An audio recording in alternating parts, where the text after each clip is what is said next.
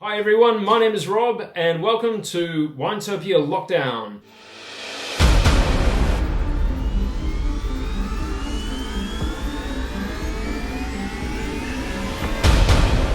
I'm super pumped today. I get to talk to one of my all-time heroes.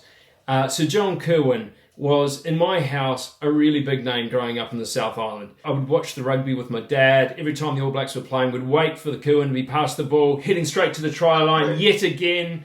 The whole household erupt. And so it's been really exciting for me to have John Kirwan. Awesome to be able to chat to you today. John, are you there? I am. You're showing your age there. You're showing your age. Black and white TV back then. How was lockdown going for you? Same for whole of New Zealand. It's a pretty anxious time, and I think with anxiety and stuff, it's important to acknowledge that anxiety and where it's coming from and what you need to do about it. So, personally for me, it's the unknown. What happens in the future and how long we're in, and what's going to happen with businesses, and so I think once you acknowledge and understand where the anxiety is coming from, you can do something about it. Then what I try and do is, break it down into what I can and what I can't control, and then what I can control, I sort of try and put that into a little bit of an action plan. So every time I start worrying, I just concentrate on the action plan and not the anxiety. I can only imagine that the home gym in the Kirwan household is getting quite some use about now. Obviously, with two competitive sports people, the garage has turned into a gym. And often I walk past it, which is good, and see all the equipment in there. The whole family's using it, and I think that's really important to get some sort of routine. We're big foodies, and as you know, we love our wine and food, so if you're going to do that for a month, you're going to end up the size of a house. So you just got to be careful, make sure you keep the movement going. Yeah, totally. And you're managing to get some time around the dinner table as well?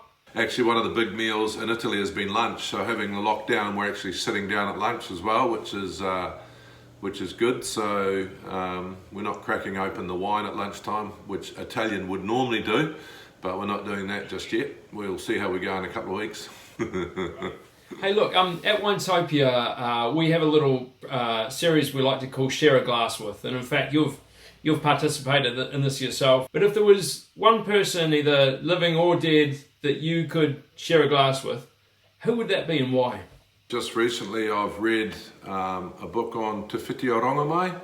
So Te Whiti o Rongamai was the first ever passive resistance. He was a Māori leader back in our history, and the interesting thing is the Dalai Lama studied Te Whiti o Rongamai. So Te Whiti o Rongamai was the first person to do passive resistance. So I've just read one of his books, and I thought I wouldn't mind having a glass of wine with this guy. How did he think actually to just resist without any sort of violence back in those days? So he'd be one. I'd be really interested in obviously sitting down with Muhammad Ali, another person who was a little bit anti-establishment, and I have this thirst to learn of people who have the courage to make change. So I could keep going all afternoon, but those two would be really interesting.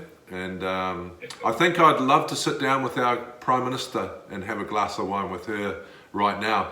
A, I think she deserves it, but B, I think her leadership has been quite exceptional during this critical time. So I know Jacinda, but I'd also love to give her a glass of wine and just get her to take half an hour and maybe not talk about anything but how good the wine is.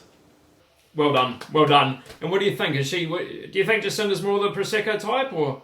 She probably needs a good strong Grappa at the moment, I should imagine, with what she's going through. But I always think that Prosecco makes people feel like it's a party, and so maybe a nice cold Prosecco would be the go.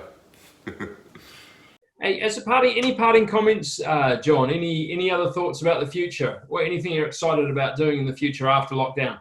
I'm pretty excited about actually what COVID-19 can teach us. We've seen a change in our climate just from everyone not driving.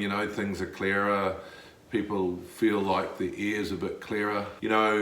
Sometimes I try and see what the message is from whoever you believe in, God, Allah, your neighbour, whoever you believe in. And I think that this is a moment to take stock and understand whether the pathway that we were all on was the right one. Maybe we'll all be a little bit better as neighbours and a little bit more caring about the country and the world. So, I always think in big moments like this, some good things come out of it. So for me, I think the most important thing right now, though, is to make sure that we're all kind to each other, that we're kind to ourselves first, kind to each other, make sure we look after those around us, and just really stick to the rules. I don't want to be in for as long or longer than I have to be.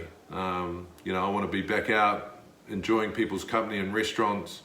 And the more disciplined we are over this period of time, the quicker we will get back to normal. I'm convinced and really, really excited that we will get on top of it. Human nature is an amazing thing. Someone will come up with some amazing antidote, or we will knock it on the head just by being disciplined. So I'm really excited about the world coming out of this crisis as a better place to be with better people in it.